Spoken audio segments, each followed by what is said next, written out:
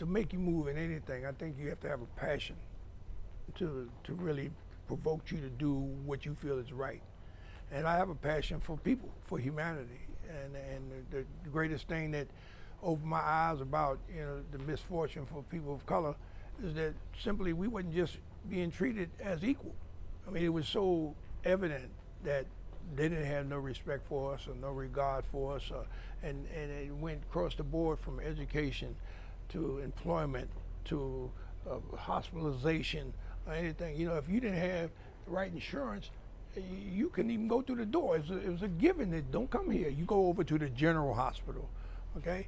And it kind of made me realize later on down the line as I started getting older in terms of how long this had gone on, because I read about Charles Drew. You familiar with Charles Drew, right? Charles Drew invented blood plasma, okay? Now, blood plasma saved a lot of lives, black, white, and what have you. Well, Charles Drew was in an accident down there in North Carolina. And when he had the accident, he was closer to the white hospital. And when he went there, he needed blood to save his life.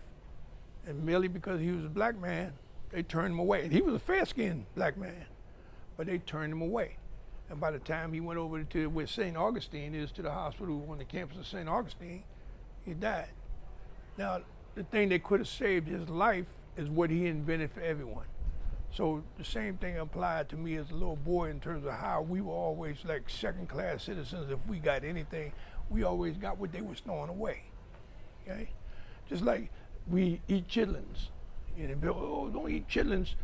Well, how did we start eating chitlins? Because the white folks would be throwing it away. And when they throw it away, they would throw it our way. So then we became pretty fond of chitlins and started cooking them and so forth. So I'm always looking at the upside opposed to the downside. For instance, when I was a kid, I started realizing right away about how they put us in a very negative sense in terms of how we're described or how our situation might be described. Oh, it's a dark day. Well, what does a dark day mean? It's a dark day, so you sound like being a dark day, it's a very depressing or a very negative day. You understand? And then that's relative to us. But then relative to blackness or darkness on their side, it's a positive. Okay? Black Monday. What does Black Monday mean to you? That's when all the sales go, economically, right? Okay? Say, don't get caught behind the 8-ball. Okay?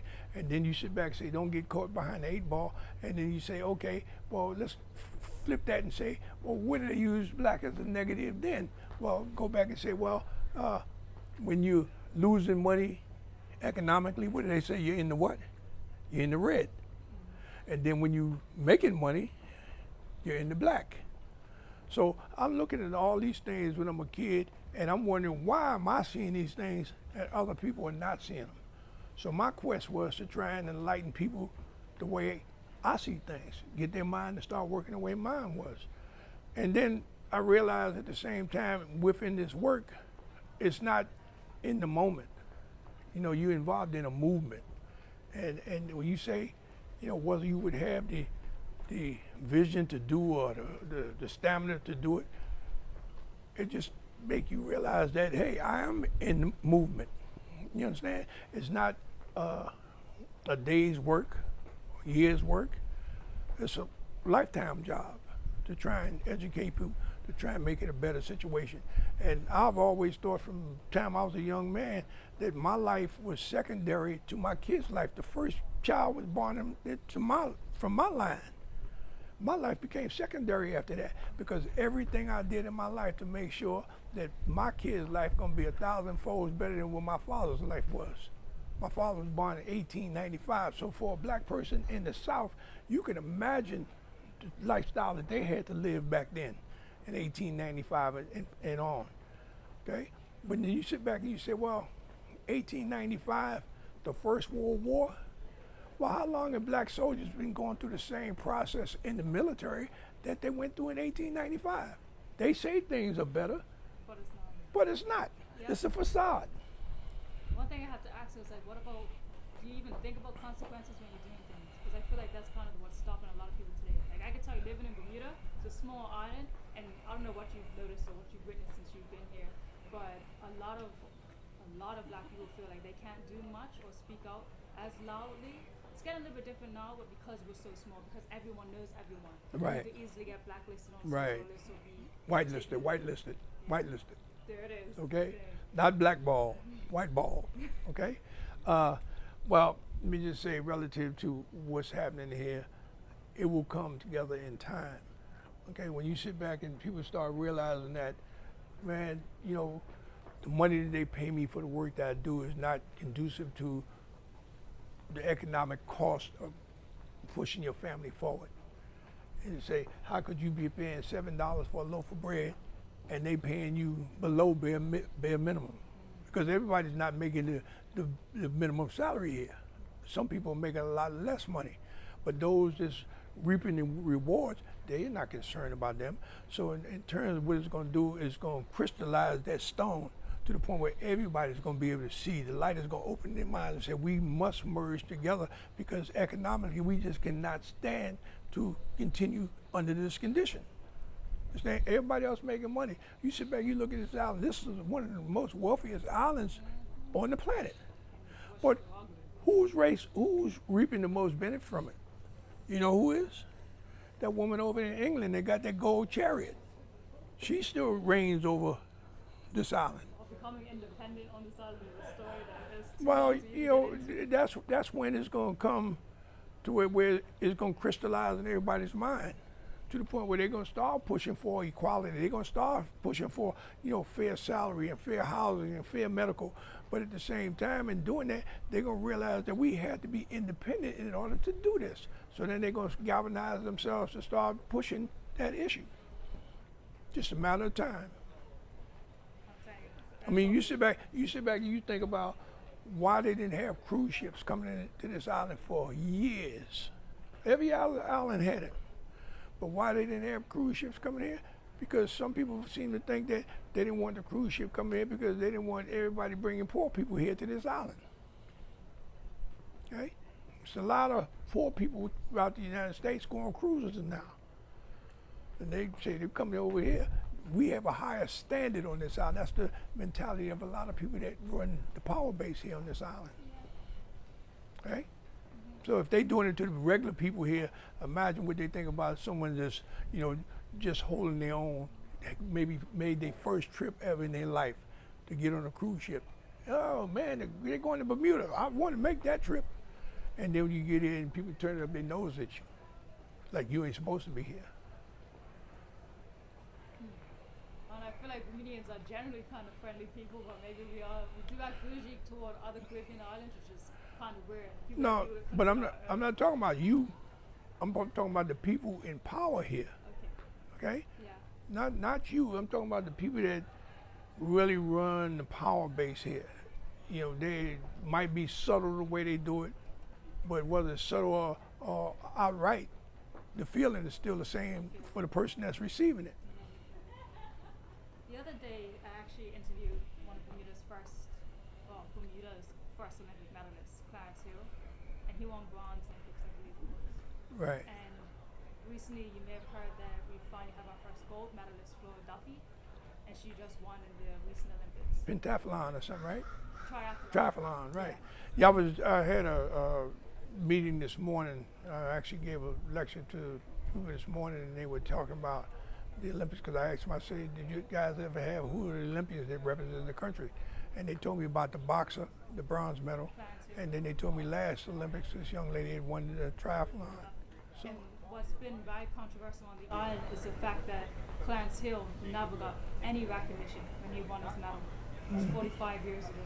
And when I got to speak to him, and definitely very emotional, he was just saying how he felt like this island really let him down. And I agree, because he actually went down a path that you mentioned even in the interview, that the money just like when you aren't able to provide for your family and Right. your life, then you That's a rough. because you don't want to be who you are. That's a rough thing. And it pains a lot of people in the island. It's a lot of controversy, but you know, he didn't get any recognition until now that Flo's gotten this gold and people remember him highlighting it. He's finally getting some recognition 45 years. Well, you have to take into account that's pretty standard, and it's standard because we as black people not the human race, but our race as a black race. We don't surround our own. We'll surround them and their kids a long time before we surround our own and support our own. You understand? So it should have been black people to hold him in high esteem when he came back here to these games. But because they felt they wasn't a power base, ain't no need. It's almost like, so what, he won a medal. Like it's no big deal. But the power base know what he did. They got their accolade, Bermuda, 3rd place, bronze medal. So they can wave high on that. But inside, they ain't doing nothing for him. He done did his job already. You understand? That's like them telling me years ago, John, you should have been honored that we allowed you to be on the Olympic team. No, you didn't allow me to do shit. I earned the right to be on this team. I qualified to. So don't try and flip the script and tell me that you allowed me to represent you. Okay? And until we start to realize that there is a distinct difference. A lot of people don't realize the negatives until it's actually being perpetrated directly to them. Now all of a sudden I'm with you, John. Let's talk about this because what they doing ain't right. But when it was happening to somebody else and you was sweet, you wasn't concerned. You wasn't concerned about, raising no hell about the atrocities that you had to deal with. Now it's affecting you directly. Now you have a bigger concern. Well, we have to have a concern when you sit back and you say, well, out of 10 people, 7 of them was affected pretty bad.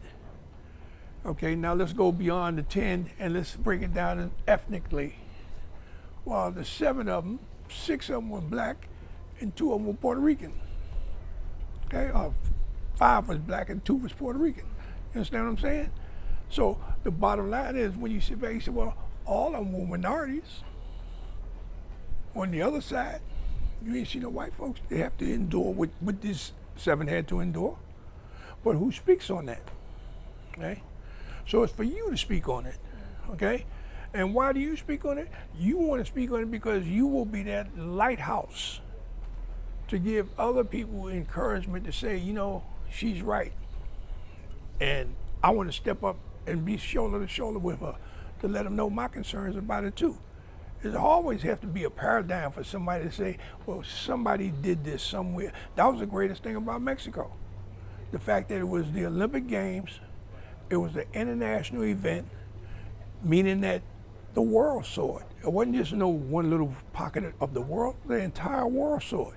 So now whereas America was trying to disguise their racist attitude towards blacks and minorities in the United States, now the drapes have been opened. Now the world see. Now imagine on the flip side, before Mexico City, we would run all over the world. USA on our chests. Everybody think, oh, America must be great for y'all. Everything is great. But they didn't realize that we were treated as second-class citizens. And at the same time, on the flip side of that, we didn't realize at that time that we were ambassadors for the United States, putting up the air that, oh, we're having a great life. But when I get back home, I don't have no job. Or even, for instance, we used to go to Europe 2.5 months out of the summer. Back in the 60s, I would say probably 80% of the individuals married. So it's great for us as young individuals to be athletes and travel the world and so forth. But because you're a young athlete doesn't mean that your bills are gonna be taken care of at home while you're gone for 2.5 months. And then the government know that you don't have any money coming. You know what they were giving you while you was over there representing America? $2 a day. And that $2 a day was for you to buy a sandwich or some toothpaste or whatever you need for incidentals over there. But they ain't give you no money towards your bills when you come back home. Your lights is turned off. Your wife talking about the kids don't have no food. You don't have Pampers for the baby. Who do you go to? And tell America, you go to the President of the United States, say, I represented you and you haven't represented me? I've said that many, many times. But I felt like I represented America, but I felt cheated that America did not come back in turn represent me. And that's happening to this day. Let me ask you, do you guys have a military here? We have a regiment. Regiment, okay. Okay. So I'm going to ask you one last question. Sure.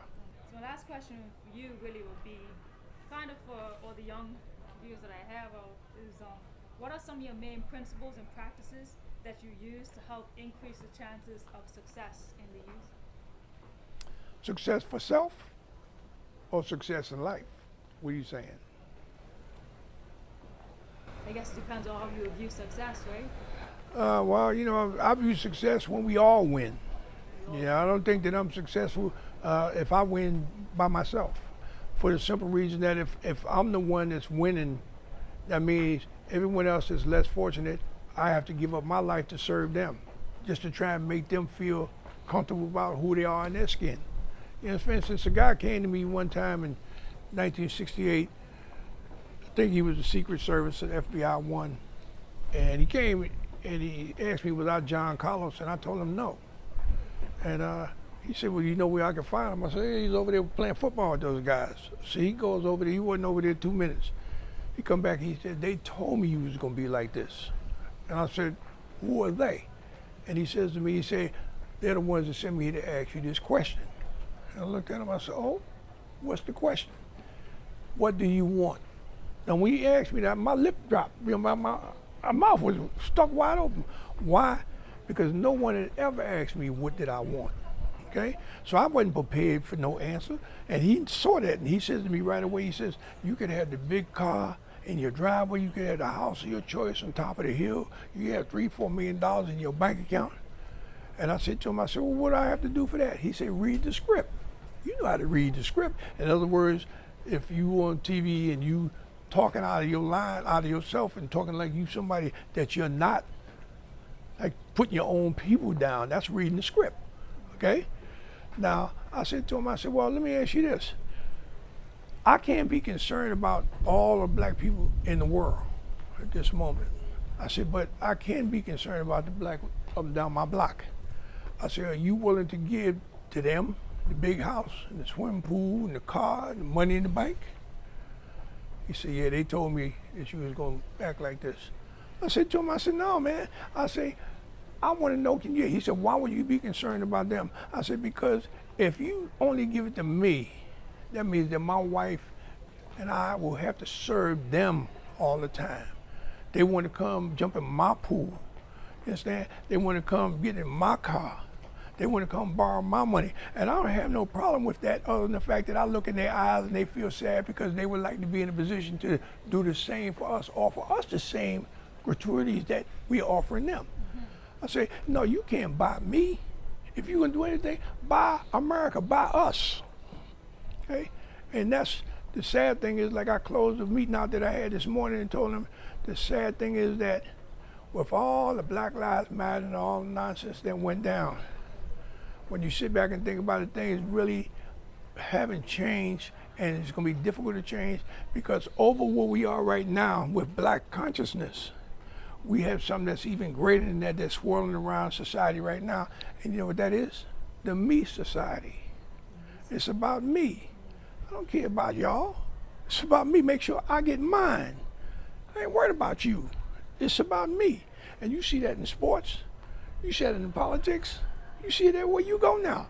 It's the me society. How are we going to do anything to make things better if I'm just concerned about myself?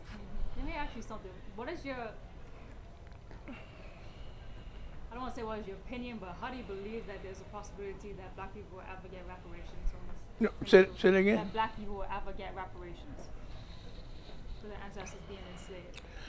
Well, let me just say this. You know, like I told him this morning, 45 was the former president, okay?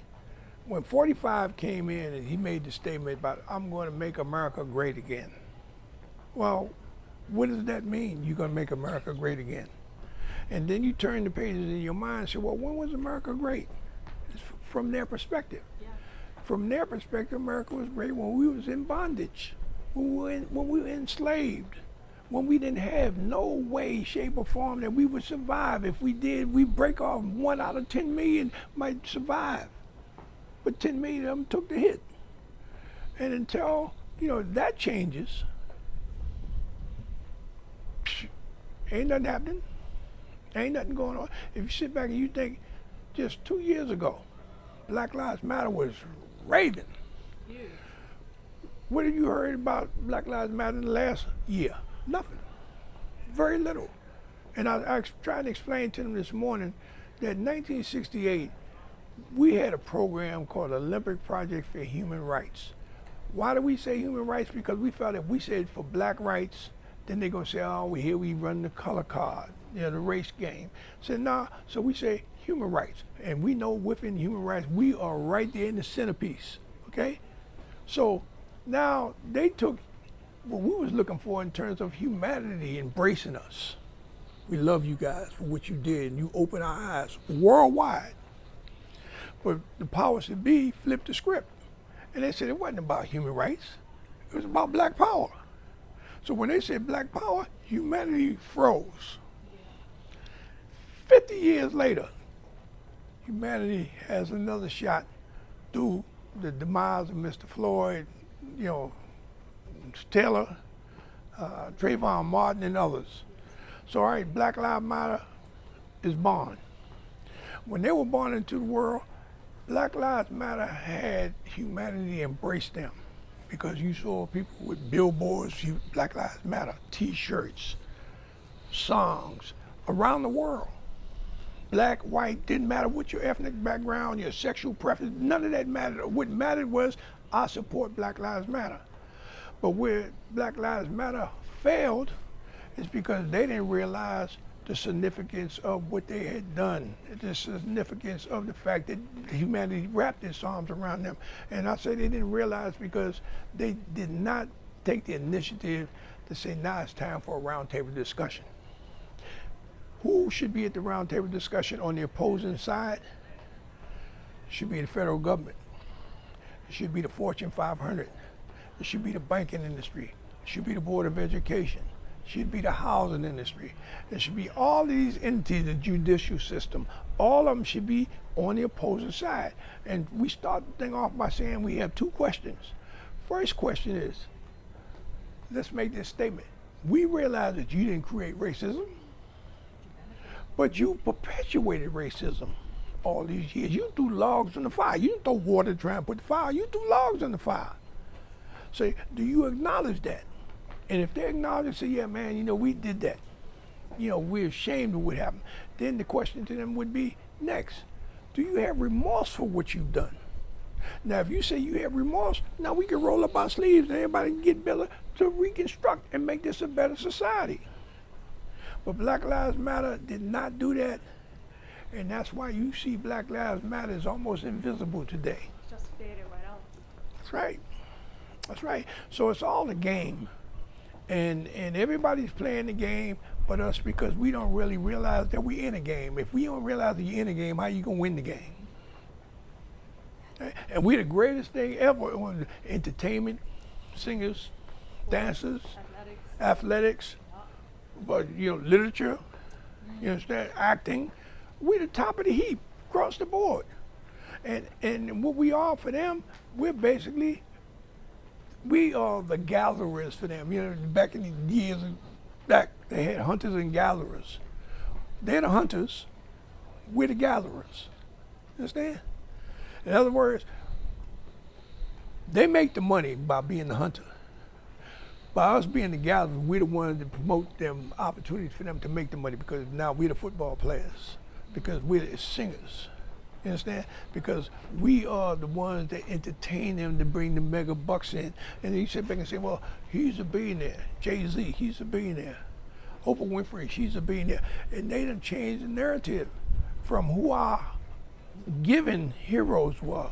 Say they have man-made icons and they have God-given icons. So like Rosa Parks, Harriet Tubman are God-given icons. Elizabeth Taylor is a man-made icon. You understand? So when you sit back and you start looking at the scenario how things went down, you say to yourself, wow, they done flipped the script all together in terms of what they did to us. They got us believing that our hero should be Jay-Z or Oprah Winfrey because they're billionaires. So in other words, I don't have to be concerned about the rest of the black people because I'm a billionaire. And so what they did, they flipped. Like every kid go to school, it's a good percentage of them come out of school and say, man, I don't need school. What I need school for? I want to be a football player. I don't need school. I'm gonna be a basketball player. Well, out of that million kids that come out, maybe 800,000 of them gonna fall through the cracks. You understand? Because they only gonna take 200,000 in the league. So what happened to the other 800,000 on that pipe dream that they was gonna be this football player? What happened to those that think, I can go out and sell more dope because I got the chance to be Jay-Z, or I got the chance to be Oprah Winfrey? So now I'm gonna pass everything up now, because now they done set it in my mind that my hero is a billionaire. The same person that's not really doing anything for you, but they can promote and make it look like they're doing everything for you. Right?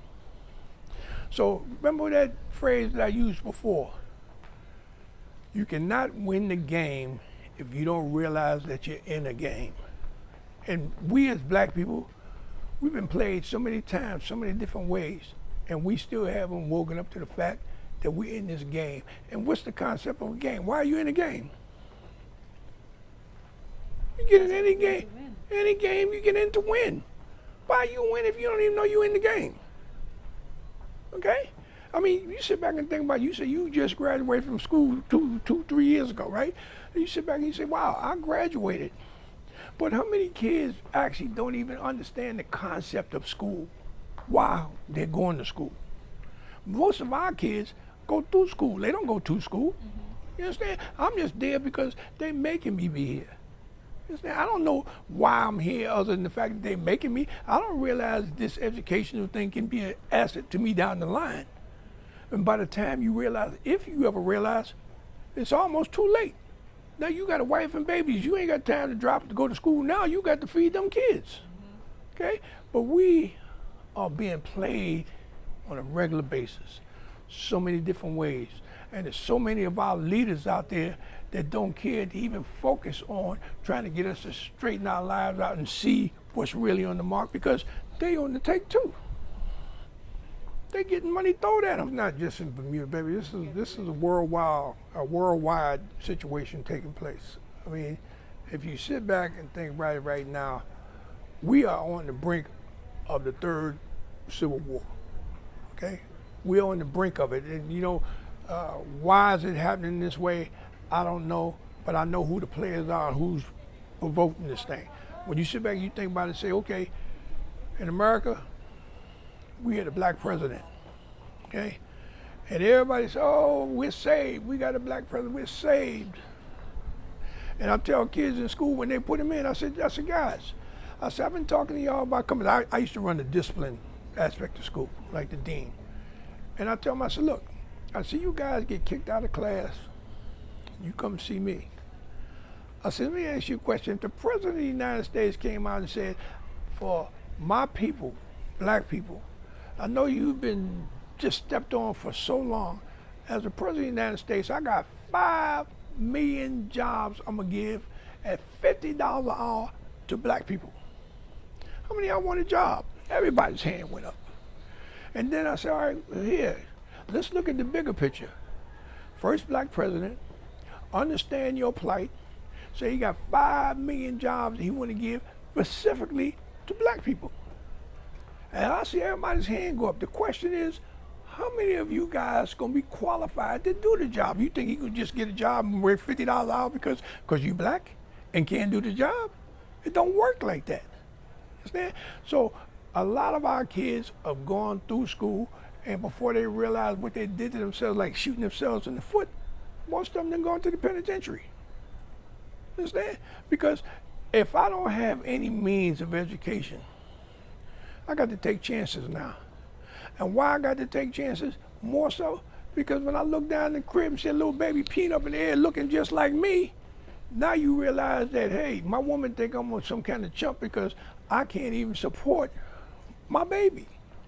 I can't buy Pampers. I can't buy food. So now I got to go out and take some chances. Now I'm going away for X amount of years, right? And how long has this been going on? This has been going on a long time before you came here, and the way it looks is going to be going a long time after you leave here. About education? That's absolutely. Absolutely. I mean, I told a kid today, I said, there's 2 types of food in life. One food is for nourishment. What happens if I stop eating? I'll die. Okay? What happens if I don't get the food of knowledge? What happens then? Hope we die too. I wish I was dead. It's a difference in dying and wishing you was dying or wishing you were dead. The wishing that you were dead comes from the fact that your life is such a piss poor life, and it's compounded today because we in that me society. So because you didn't get your education, you fall on your butt. We don't care about you. Get to the side. And that, if you the captain of the ship, that affects your wife, it affects your kids, and anything you might have coming after your kids. And we'll close with that.